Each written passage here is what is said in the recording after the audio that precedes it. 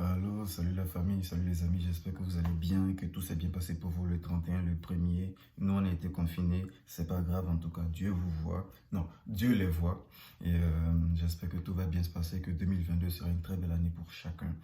En tout cas, encore désolé pour ceux qui n'ont pas entendu de son par rapport à la vidéo passée, mais on m'a dit qu'en fait, ce problème serait lié au téléphone en fait. Donc, si tu as un petit téléphone Android, tu pourras pas lire l'écran de vidéo avec tes gros poids, ça sera bizarre. Donc, essaye de voir ce côté-là. Mais, je voulais dire que je fais cette vidéo avec mon téléphone pour pouvoir y expliquer brièvement ce que j'ai dit dans la vidéo passée pour pouvoir permettre à ceux qui n'ont pas pu entendre de pouvoir entendre et puis de savoir ce qu'ils doivent préparer et puis ce que moi j'ai préparé parce qu'il y a des personnes à qui ça tient à cœur. Donc, c'est ça.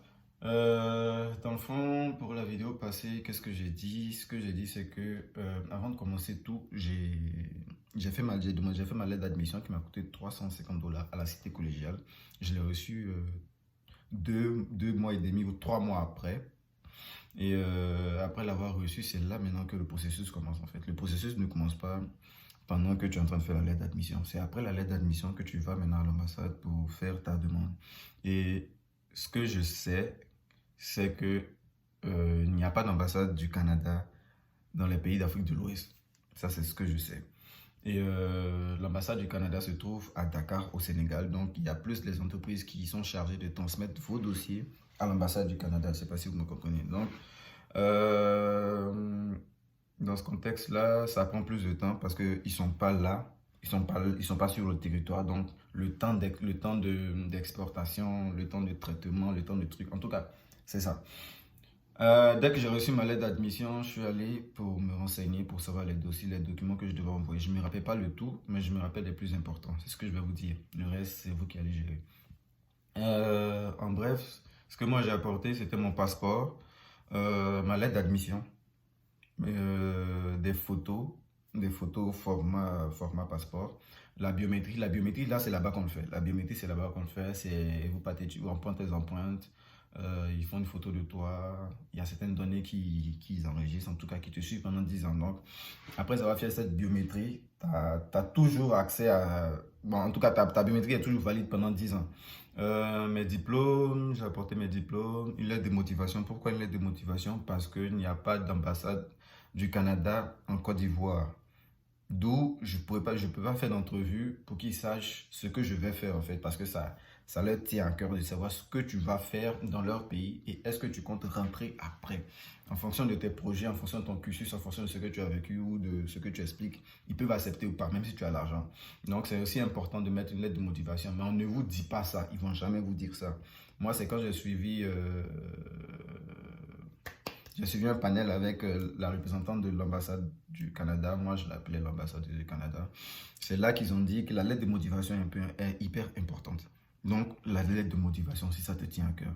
Le relevé bancaire, aussi important, datant de 6 mois. Là, tu vas permettre de voir s'il y a assez de montants qui puissent te permettre de vivre 1 an sans travailler au Canada et savoir si vraiment le montant, comment tu l'as reçu, est-ce que c'est un montant gagné, est-ce qu'il y a des rentrées d'argent, est-ce qu'il y a des sorties d'argent et tout. Bon, en fait, c'est un peu ça que je... Ouais, c'est ça, c'est de ça qu'il est question et c'est ce que moi j'ai envoyé.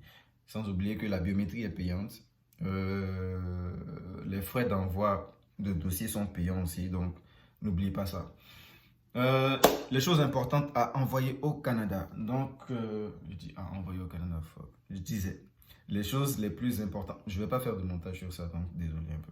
Les choses importantes à avoir au Canada quand tu viens d'arriver pour moi. Quand tu viens d'arriver pour moi, en tout cas, ce qui est hyper important, la première chose à faire, c'est d'abord découvrir l'environnement où tu es.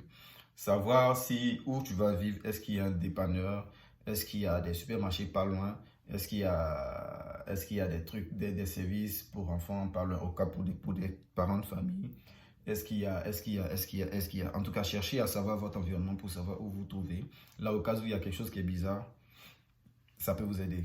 La deuxième chose importante à savoir, c'est que, ça, vous n'avez pas besoin de l'avoir. Les maisons à Ontario sont plus chères au Québec, Gatineau. Donc, essayez de voir. Mais la vie à Ontario est plus animée que la vie au Québec.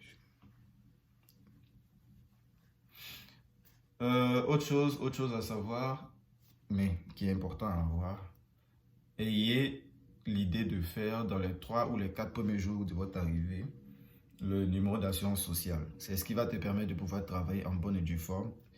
C'est un peu avec ça qui te suivent. Mais le numéro d'assurance sociale est un truc hyper secret en fait. Tu le dis à personne. Parce que si quelqu'un connaît ton numéro d'assurance sociale, il peut aller travailler avec.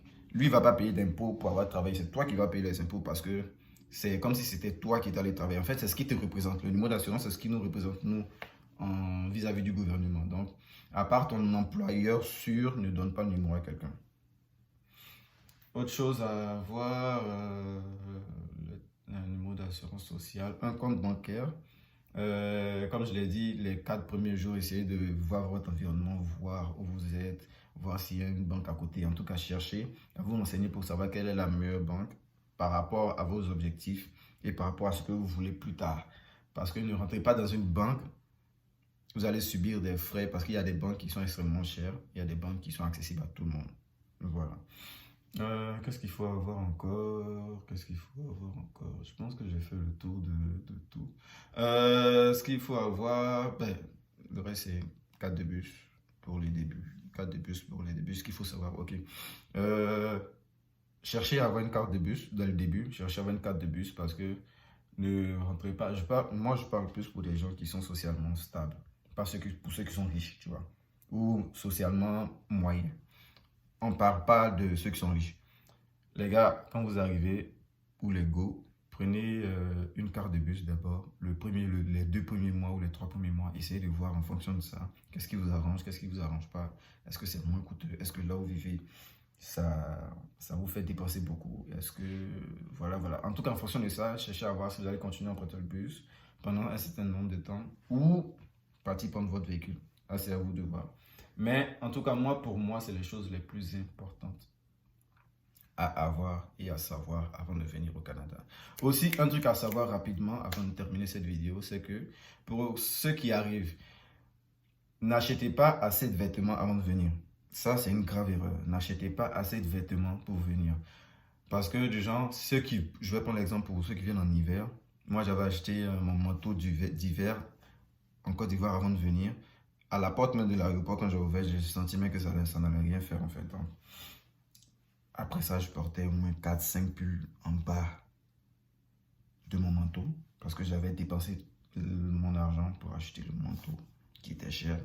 Mais c'était pas pour le... Je pense que ce manteau était adapté plus à l'hiver et à l'automne de France. Pas pour le Canada en tout cas. Mais pour ceux qui veulent arriver, si vous voulez vraiment acheter des vêtements, achetez 2 ou 3 ou 4. Le reste, achetez ça ici parce que c'est fait en fonction du climat en fait. Maintenant, si vous venez en été, là, il n'y a pas de souci. Vous pouvez acheter vos habits pour venir. C'est le même soleil qui est partout. Ici, ça chauffe plus, donc il n'y aura pas de souci à ça. Mais en tout cas, pour l'hiver,